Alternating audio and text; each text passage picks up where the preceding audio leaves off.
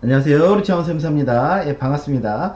이번 시간에는요, 최근에 이제 국세청 보도자료로 나온 내용 중에 양도세 신고 시 가장 많이 발생하는 오류 사례라고 해서 양도 접수된 내용들 중에 가장 많이 그 실수를 하는 사례를 정리한 내용을 한번 같이 나눠보도록 하겠습니다. 일단 양도가액과 관련된 오류 사례인데요. 1번은 이제 고액 프리미엄이 형성된 재건축 입주권, 아파트 분양권 등을 전매한 후 양도가액을 축소, 다운 계약하여 신고한 경우, 뭐 이건 이제 고질적인 문제죠. 예를 들어서 납세자 A는 그 인기 아파트를 5억 원에 분양받고 계약금 5천을 납부하고 이제 프리미엄이 1억이 형성돼 있었는데 2천만 원으로 축소 신고했다 이거죠. 근데 이제 저희가 실무를 하다 보면 되게 이제 그 전매가 허용됐을 때 처음 피, 초피가 대체로 이제 좀 낮게 형성되고 그 다음부터 피가 계속 올라가는데 처음에 이제 낮은 프리미엄으로 이제 그 국토부 실거래 신고에 신고를 한단 말이죠. 그럼 이제 그 이후에 양도하는 분들이 물론 이제 실거래대로 하는 분들도 있겠지만 대체로 이 국토부 실거래 신고된 그 프리미엄을 좀 참고를 합니다. 그래서 앞에서 예를 들어서 2천에 신고했다 그러면은 나는 사실은 1억을 받았는데 한 3, 4천. 그 다음에 한참 뒤에는 또 피가 막 한 1억 5천 올라갔는데 5, 6천. 이런 식으로 대체로 그 국토부 실거래 신고의 프리미엄 이 금액들이 하향 평준화하는 경향이 있습니다. 뭐 이제 다 그런 건 아니겠지만 그래도 경험에 의하면 그런 경우들이 있고요. 그 다음에 이제 과거 국세청에서 감정원 등을 통해서요. 이 그 프리미엄이 얼마 정도 형성돼 있는지 이걸 감정을 의뢰한 적이 있었습니다. 그래서 그 프리미엄의 최소값, 최대값 이 범위를 구해서 이거보다 이제 미달 신고하신 분들은 수정 신고해라. 수정 신고도 안 하면 세무조사 하겠다라고 과거에 이렇게 조사한 사례도 있고요. 그래서 이제 다운 계약은 이건 항상 조심하셔야 되고요. 그 다음에 이제 수용 보상금 중 추후 증액되는 보상금을 신고 누락하는 경우, 이제 납세자 B는 본인 소유 토지가 국가산업단지에 편입되어 보상금 2억을 수령하고 양도세 신고를 이미 끝냈어요. 끝냈는데 보상금이 적다고 이의를 제기해서 추가 5천을 받았는데 이거에 대해서 신고를 누락했다. 이게 이제 그 처음에 2억을 받고 수용 확인서 같은 거를 이제 저희 세무사들한테 줘서 신고를 다 끝냈는데 이분이 1년 뒤에 이렇게 이의를 제기해서 이 추가로 이 5천을 더 받았다 이거죠. 그러면 어차피 양도가액은 2억 5천이 됐어야 되는 건데 이 5천에 대해서는 신고를 누락한 거나 마찬가지이기 때문에 요거 반드시 양도세 신고 하셔야 됩니다. 요거 간혹 요거 그 누락하는 경우들이 많이 있어요. 1년 뒤에도 나오고 뭐 길게는 하여튼 더 그런 사례도 있으니까요. 반드시 기존 신고한 거랑 합산해서 꼭 신고가 이루어져야 되는 것으로 알으시면 좋을 것 같고요. 그 다음에 이제 토지와 건물을 일괄 양도하면서 감정평가 등 합리적인 근거 없이 임의로 안분하여 양도 차익을 과소 신고한 경우, 예를 들어서 토지랑 건물을 5억에 파는데 이거를 내 맘대로 토지 얼마 건물 얼마로 그 책정했다 이거죠. 왜? 그 토지와 건물은 저희가 양도세 계산할 때 따로 계산해야 되겠죠. 취득 시점도 틀리고 그 다음에 건물이 예를 들어서 신축이고 뭐 이러면 장기보유공제도 틀려지고 하다 보니까 토지 건물을 따로따로 계산해야 되는데 이거를 내 마음대로 이거 토지 2억 건물 3억 아니면 토지 3억 건물 2억 이런 식으로 내 마음대로 책정하면 양도세도 틀려지는 경우가 있고요. 그 다음에 부가세가 있다면 부가세도 틀려질 수가 있습니다. 그래서 법에서는 일단은 그 감정 같은 명확한 가격이 있으면 그걸 쓰고 그 다음에 그 불분명하면은 기준시가로 하라고 하는데 근데 이제 경우에 따라서 계약서에 구분기장 토지 얼마 건물 얼마 구분기장하고 그 금액들이 기준시가보다 30% 이상 차이가 나지 않는다라면 그거는 인정받을 수가 있겠죠. 그래서 예를 들어서 토지랑 건물을 이제 계약서에 구분 기장했다라고 가정하고 기준시가 비율이 4억 대 6억이다. 토지 4억 건물 6억이다라고 할 때 30% 범위 내에서는 인정받을 수 있다고 하니 그럼 4억에 30%면 1억 2천이고 6억에 30%는 1억 8천이겠죠. 그러면 이 둘 중에 작은 금액이겠죠. 작은 금액으로 토지에다가 올리고 건물을 낮추든지 아니면 건물을 올리고 토지를 낮추든지 요 30% 범위까지는 인정할 수 있겠으나 요걸 범위를 오버하면 기준시가 4억 대 6억으로 보겠다. 이제 이런 내용이고요. 그 다음에 이제 토지 건물을 구분기장하는 그 비율에 따라서 세금이 다 달라지겠죠. 그래서 양도세, 이 가산세는 이제 그 환산가액 할 때 그 5% 가산세 말하는 거고요. 이 총부담세금이 가장 적게 되는 이런 비율이 존재한다라는 거, 이것도 좀 참고 삼아. 과거에 제가 다 영상을 통해서 다 소개시켜 드렸던 내용이고요. 그 다음에 이제 부담부증여하고 채무승계분에 대해 양도소득세를 신고하지 않거나 과소신고한 경우, 저희가 이제 부담부증여라는 게 증여를 하면서 예를 들어서 시가 10억 원 아파트를 증여하면서 거기에 담보된 채무 4억을 아들한테 이제 승계시키는 경우인데요. 근데 이제 잘 모르시는 그런 경우들이, 예를 들어서 채무 4억은 이거 공짜로 주는 게 아니니까 내가 아들한테 6억만 주는 거 아니냐. 그건 맞는데, 그러면 6억에 대해서 증여세만 신고하고 끝내는 분들이 있어요. 그 공인중개사 사무소에서도 이 6억에 대해서만 신고하면 됩니다라고 안내한 케이스도 있었었고요. 그런데 이 4억은 아들한테 이 10억짜리 아파트를 이 4억을 돈 주고, 이거는 내가 아버지의 채무를 아들한테 떠넘긴 거기 때문에 이거는 돈을 받은 거나 마찬가지입니다. 요거는 유상으로 보겠죠. 이거 아들아 이거 네가 갚아라 한 거니까. 그래서 이 4억에 대해서는요, 양도세 신고를 하셔야 돼요. 반드시 아버지가. 근데 이제 지금 사례에는 그 양도세 신고는 했어요. 그런데 모르고 조정지역인데 불구하고 일반세율로 신고했다 이거죠. 왜? 조정지역이면은 중과세율로 적용했어야 되는데, 이 부담부증여로 인한 양도세 신고도 조정지역이면은 당연히 그 중과세율을 적용하셔야 될 것이고요. 근데 보통 이제 부담부증여 하면 세금이 좀 적게 나온다라고 일반 상식으로 알고들 있습니다. 그 말이 맞는데, 그 말은 대체로 비조정 지역의 경우에 해당되는 내용입니다. 즉 비조정 지역의 경우는 최저 세금이 존재합니다. 그 최적의 채무액이 존재하고요. 즉 이 채무를 얼마로 할지에 따라서 가장 작게 나오는 세금이 존재한다는 거. 근데 만약에 이게 조정 지역이라면, 비조정 지역은 그 최저 세금이 존재했는데 조정 지역은 양도세 중과세 때문에 최악의 채무가 존재하죠. 세금이 가장 많이 나오는 최악의 채무액이 존재합니다. 그래서 저희가 일반 상식적으로 야 부담부증여하면 세금 좀 줄어든데 양도세랑 그 증여세로 쪼개지기 때문에 좀 세금이 적게 나오는데, 그거는 비조정지역의 얘기고요.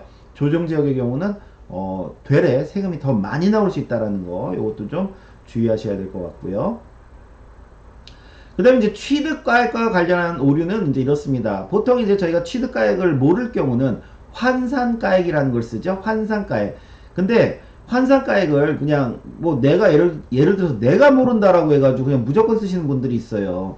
그러면 이제 환산가액이라는 게 뭐냐? 이제 이거죠. 내가 이번에 6억에 파는데 공시가격이 지금 현재 2억이에요. 뭐 토지라고 할게요. 토지 2억이에요. 근데 예전에 살 때 그 권리증을 부실해서 몰라요. 근데 그 취득 당시 공시가격은 2천만 원이란 말이죠. 그러니까 보니까 기준시가로 치면 10배가 상승했다 이거죠. 그럼 환산가액은 뭐다? 이 실거래가액을 10배로 나눠서 계산해라. 공시지가 뛴 비율만큼 이 실거래도 그 비율만큼으로 잡아주겠다. 그래서 이 6천이 환산가액이 되는 겁니다. 근데 내가 그 권리증 분실했다고 해서 무조건 환산가액을 쓰면 안 돼요. 나는 분실했지만 나한테 판 사람이 양도세 신고를 해서 이미 그 금액이 세무서 전산에 찍혀 있으면 나만 모르는 거지 세무서는 다 안다 이거죠. 즉 납세자가 국가로부터 토지를 취득했거나 이런 거 명확히 알 수 있겠죠. 아니면 2003년 이후 과거에 그 전국적으로 2003년 이후부터 투기지역으로 지정되면서 이제 계약서를 넣는 실거래 신고가 그때부터 이제 시작이 됐습니다. 그래서 내가 2003년 이후에 예를 들어서 투기지역으로 지정된 지역의 토지를 취득했는데 난 권리증을 분실했다 이거죠. 그렇지만 세무서 전산에는 그 계약서로 나한테 판 사람의 양도가액이 거기 찍혀 있기 때문에 나는 자동적으로 취득가액을 세무서에서 알 수가 있는 겁니다. 그러니까 결국은 이 환산가액을 쓸 수 있는 케이스들은요, 신축한 건물이랄지 아니면 아주 오래전 1990년대나 그 이전 80년대 이전이라 내가 진짜 모르는 경우, 그런 경우는 쓸 수가 있습니다. 그 다음에 이제 좀 조심할 거는, 저희가 이제 취득하고 5년 안에 만약에 양도할 때 취득하고 5년 안에 양도하는데 이 취득가액을 환산가액을 썼어요. 대체 이런 케이스들이 건물 신축했을 때 쓰는 경우인데요. 이럴 때는 5년 안에 팔면 요 환산가액의 5%를 가산세로 매긴다는 거. 환산가액을. 그래서 보통 이제 건물 지어서 파는 분들 만약에 취득금액을 몰라서 그 양도세 신고를 환산가액으로 하면 요 환산가액의 5%가 꽤 큽니다. 이거 건물 신축하면 뭐 환산 취득가액이 5억 6억 뭐 이렇게 높게 나오다 보니까 가산세만 몇 천만 원씩 나와요. 이것도 좀 조심하셔야 되고, 그 다음에 할인 분양받은 아파트를 양도하면서 취득가액을 할인 전 분양가액으로 과다 신고한 경우, 이제 그 과거에 미분양 아파트들이 많다 보니까 막 할인 분양 해줬다 이거죠. 근데 양도세 신고할 때는 그 원래 분양계약서를 넣어가지고 슬쩍 넣어서 그걸로 신고를 하는 거예요.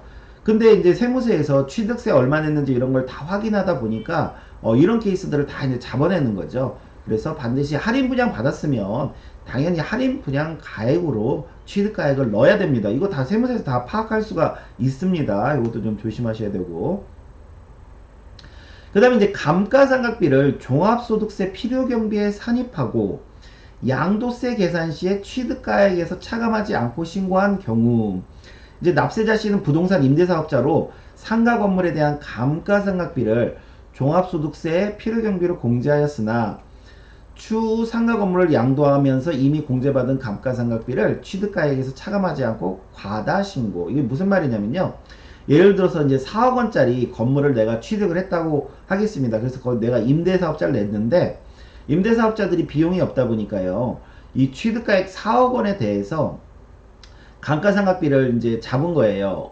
이제 감가상각비란 게 이 4억 원에 대해서 일부씩 매년 일부씩 이제 그 조금씩 비용 처리하는 개념이죠. 그래서 그 세무사무소에서 감가상각비 하래요. 그래서 나는 임대 수입이 5천만 원인데 다른 비용은 없고 이거 4억에 대해서 1천만 원씩 감가상각을 계속 했단 말이죠. 그러면 이제 임대소득은 4천만 원이고 4천에 대해서는 저희가 소득세율 15%로 계산을 해서 세금을 냈다 이거죠. 즉 1천만 원에 대해서 15%만큼은 세금에서 빠졌다는 거죠. 근데 이제 중요한 건 이 사람이 그렇게 1년 있다가 만약에 예를 들어서 팔았다고 가정할게요. 그러면 양도가액은 5억이에요. 내가 4억에 샀지만 이제 5억에 팔 거예요. 근데 취득가액은 4억이 아니라 이거죠. 4억에서 이미 1천만 원을 써먹었기 때문에 1천만 원을 빼야 됩니다. 이게 만약에 10년이면은 1억을 빼야 됩니다. 1억을. 그러면 뭐 세무사님 여기서 비용 받나 뭐 여기서 빠지나 비슷한 거 아니에요? 라고 할 수 있는데, 저희가 이제 종합소득세는 요 그 1년치 소득에 대한 세율이다 보니까 이게 작은 세율이 적용이 되겠죠.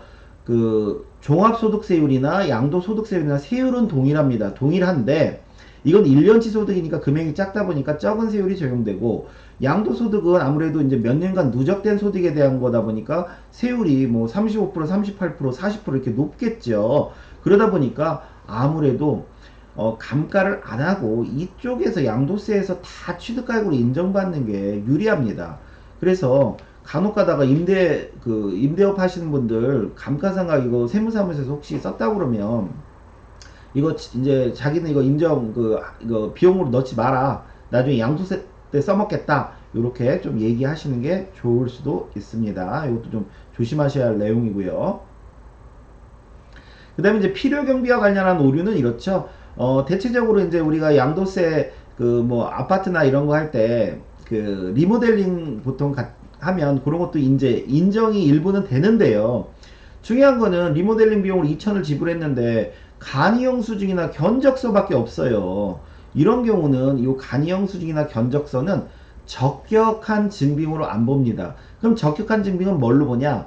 세금 계산서를 받거나 신용카드로 계산했거나 현금 영수증을 받거나, 아니면 이것도 안 했지만 내가 그래도 계좌이체 그 사람 그 간이영수증에 있는 그 사람 이름으로 내가 그 송금한 내역이 있다 라든가 아니면 견적서로 송금한 내역이 있다라거나 이러면 가능할 수는 있어요. 근데 그냥 간이영수증 견적서만으로는 인정받기 어렵습니다. 그 다음에 이제 그 부동산을 취득하면서 차입한 은행 대출금에 대한 이자를 필요경비에 포함하여 신고한 경우, 대출금 이자는요 양도세 필요 경비로 인정을 안 합니다. 예, 이것도 좀 조심하셔야 돼요. 근데 이제 이거 가지고 또 그 억울한 분들 많죠. 그거 그냥 이자내다가 이제 그 이자내다가 사실 남는 것도 없는데 이자 이거 낸 거 다 포함하면 남는 것도 없는데 뭔 남았다고 이 세금을 내라고 하냐 그러시는데 여하튼 이 은행 대출금에 대한 이 이자는 필요 경비로 넣을 수가 없습니다. 이것도 좀 조심하셔야 되고 그 다음에 이제 공제 감면과 관련, 비과세 관련해서 오류는 이거죠.